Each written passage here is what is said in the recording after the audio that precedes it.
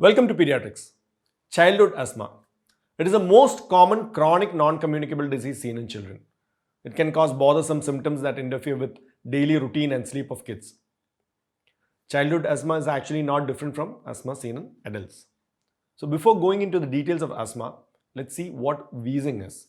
Wheezing is basically a whistling sound which appears from the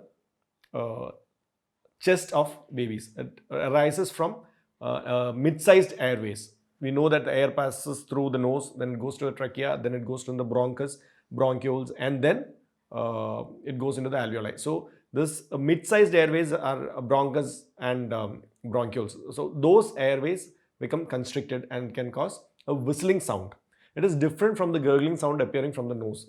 Parents usually misinterpret the sound appearing from the nose as wheezing. It's different. Wheezing sound is actually a whistling sound. It may not be, sometimes it may be loud enough to be heard with bare ears, or sometimes you may have to put a stent on the chest to hear them. Many kids have recurrent episodes of wheezing, and half of them recover by 6 years of age. They don't get further wheezing episodes, but the rest of them progress to asthma. They may have associated allergic asthma, rhinitis, allergic dermatitis, and other features of allergic symptoms. And some kids have temporary relief during puberty, and the symptoms reappear during their adulthood. Majority of children with asthma would have been sensitized with one or more of food allergens like cow's milk protein or egg or peanut. There is actually a funny theory behind the development of asthma. It is from the observation that two clean kids develop asthma later on. It's called hygiene hypothesis. The hypothesis states that when kids are exposed to certain bacterial infections, certain fungal infections, and certain viral infections, they are probably protected from development of asthma later on. Wheezing can be of two types. One is episodic viral wheeze or multiple trigger wheeze.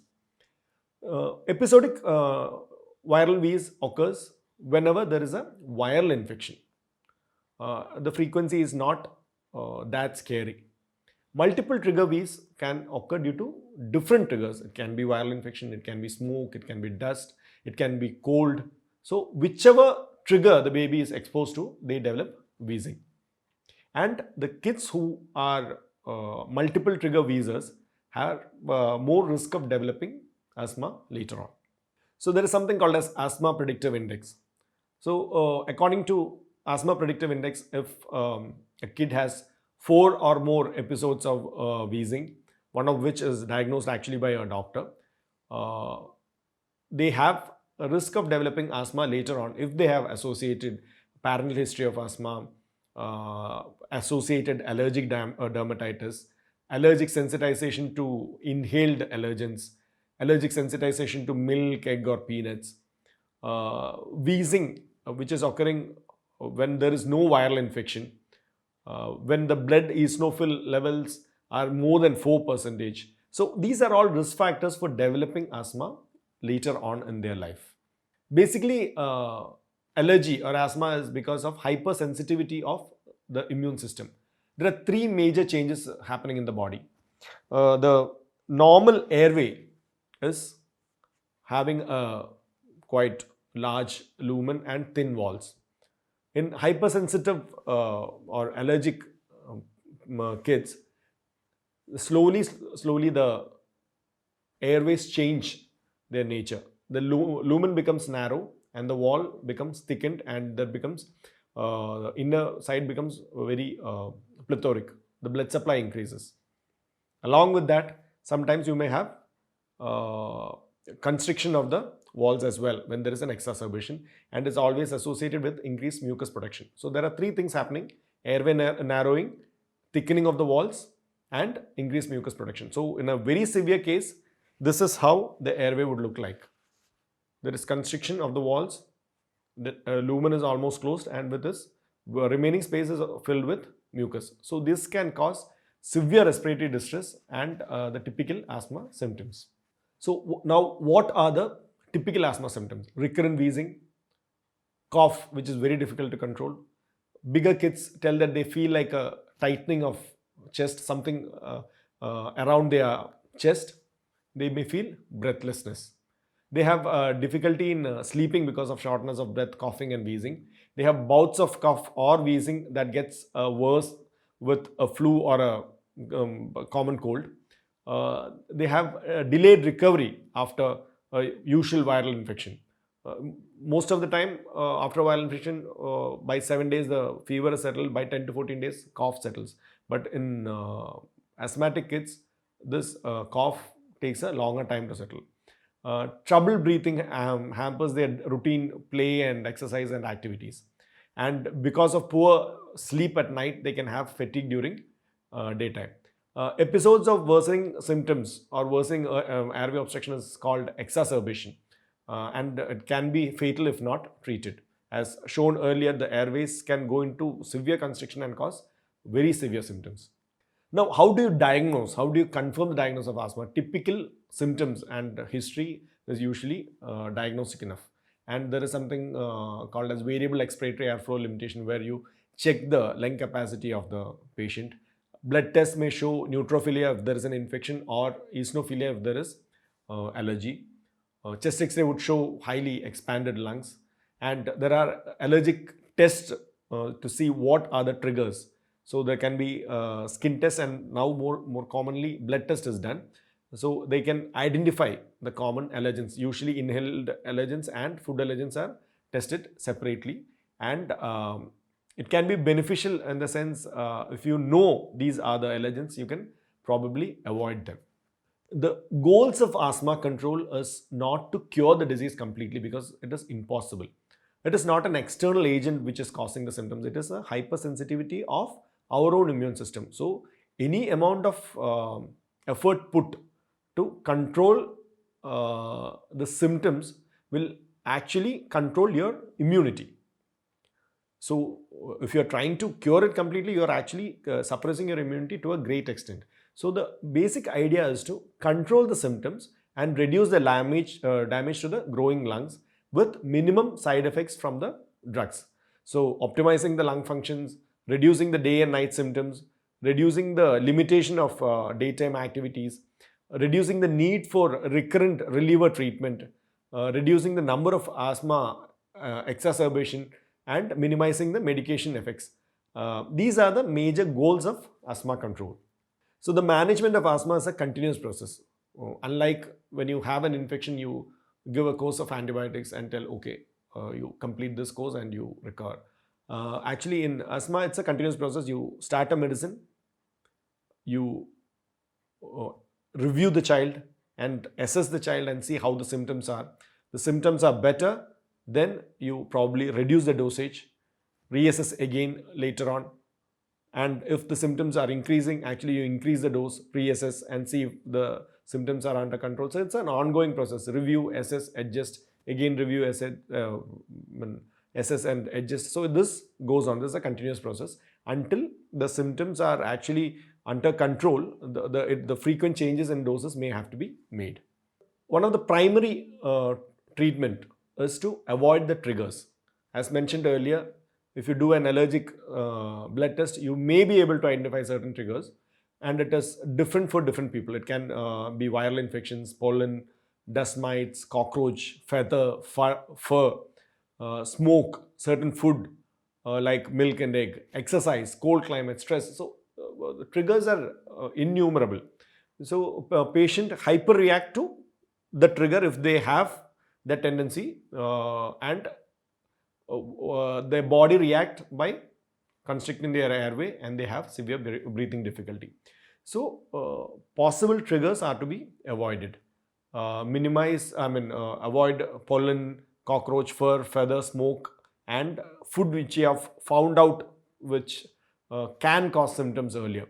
So these are very common allergens, so try to avoid them. And then another common one is dust. So avoid carpets, soft toys, old books.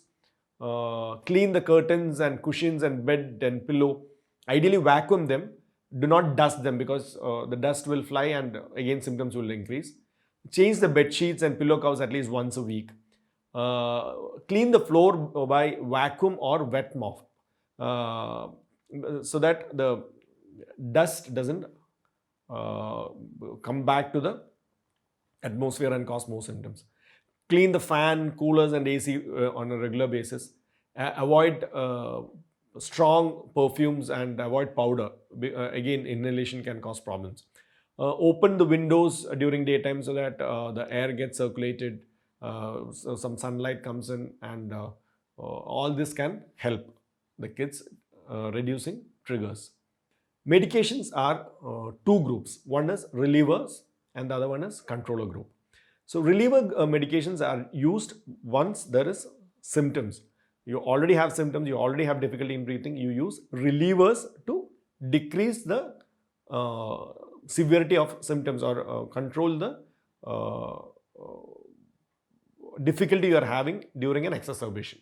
Most of the relievers have blue or turquoise or bluish green labels. That is a color code for reliever medications. So the common ones used are salbutamol, levosalbutamol, terbutaline. It gives immediate relief from symptoms and the effect is short lasting. It lasts for around 4 to 6 hours. It can be given as oral medication, it can be given as an inhaler or a nebulizer or as an injection. In some kids, it can cause tremors and tachycardia. Their hands keep on shivering after taking the medicines, or they feel that their heart is beating very fast.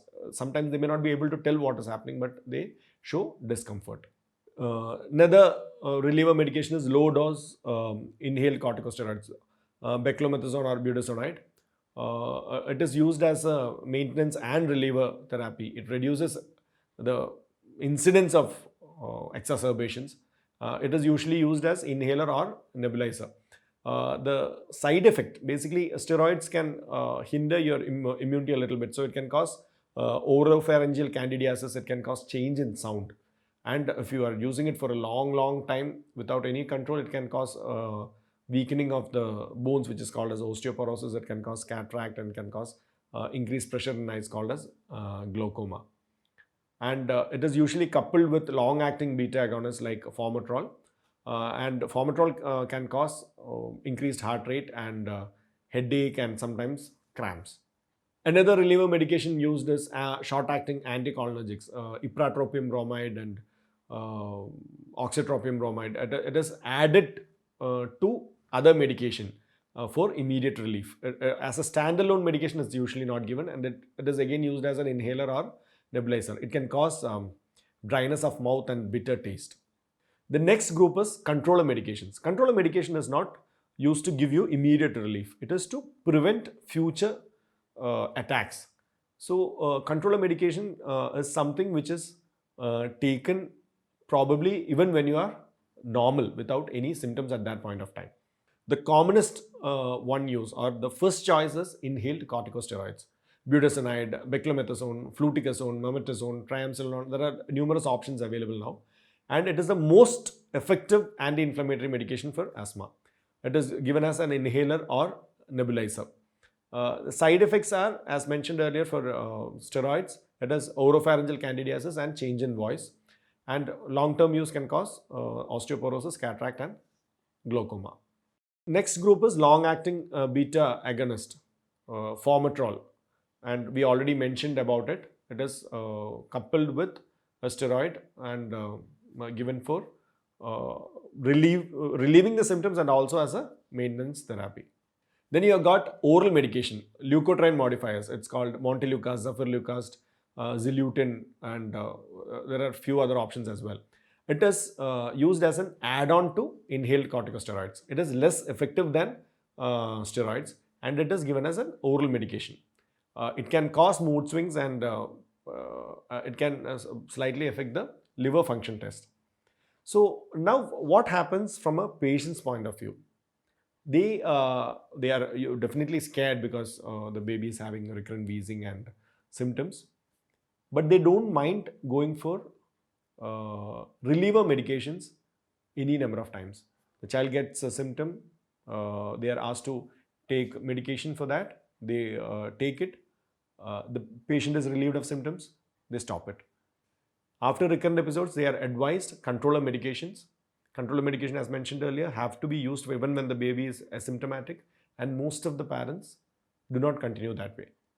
and the patient gets another episode. And when the episodes become too recurrent, then that's the time they think of taking proper controller medication. Another problem with controller medication is it is basically the first choice is steroids, and people are too scared to use steroids, and that's one of the reasons why they discontinue the medication without proper advice. So instead of going for steroids, they prefer leukotriene modifiers like montelukast. First of all, it's an oral medication and the stigma of inhaler is not there.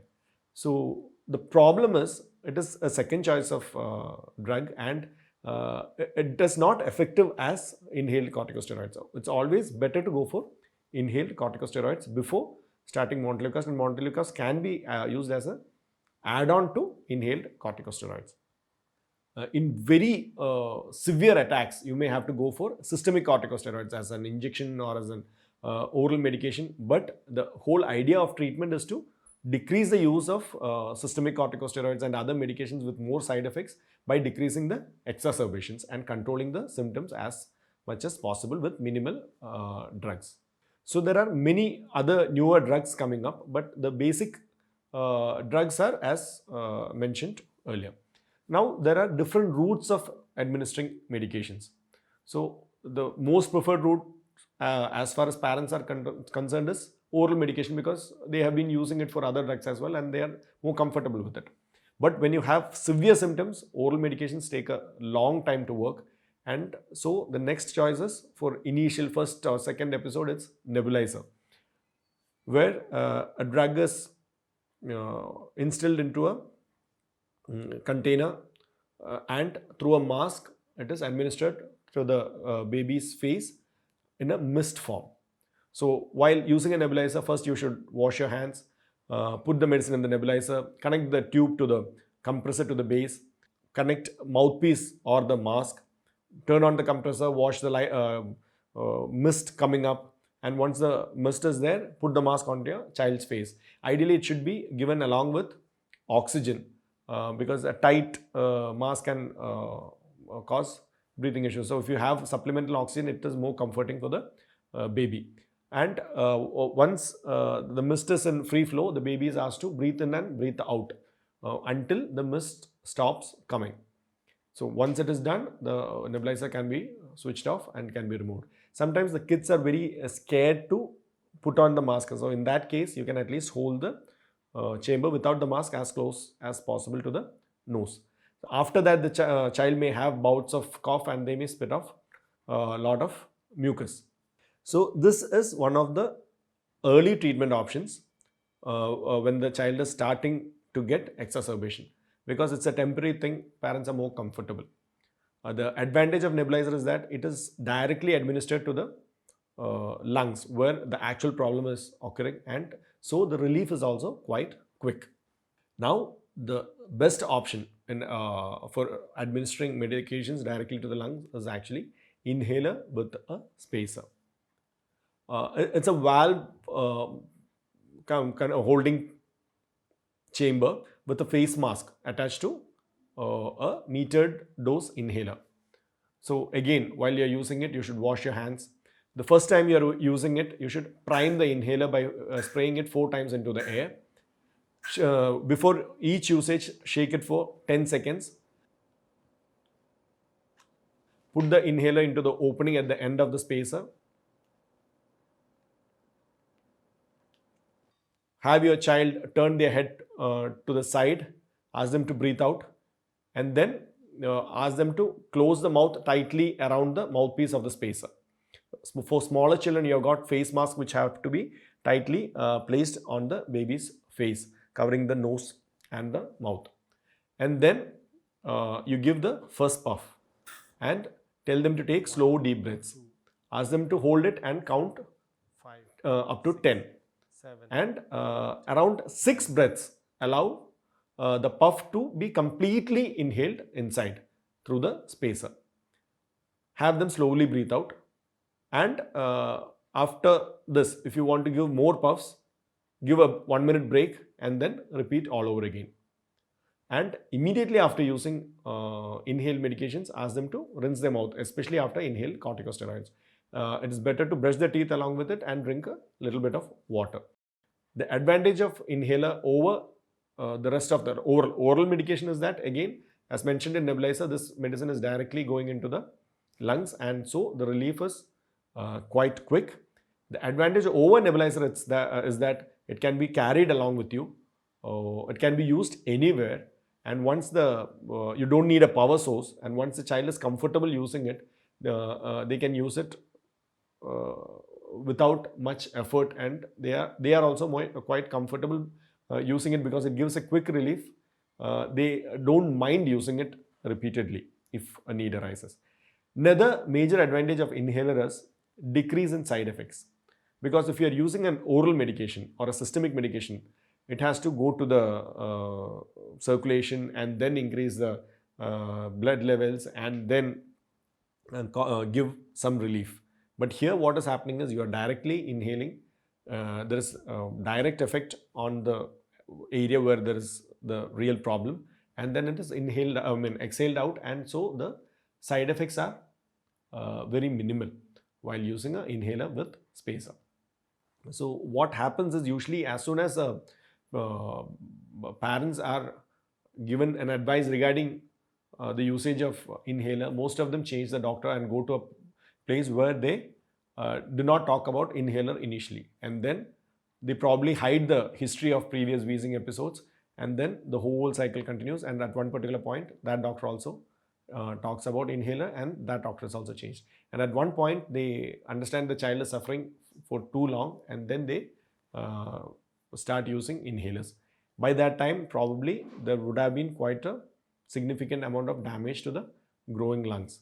So if you have been advised regarding usage of inhalers, it is for the good of the baby, because it gives quick relief and it is with minimal side effects. So hope this gives you a little bit of idea about asthma and the usage of medications, difference between oral medications, nebulizers and inhalers, and why one is preferred over the other. Happy parenting.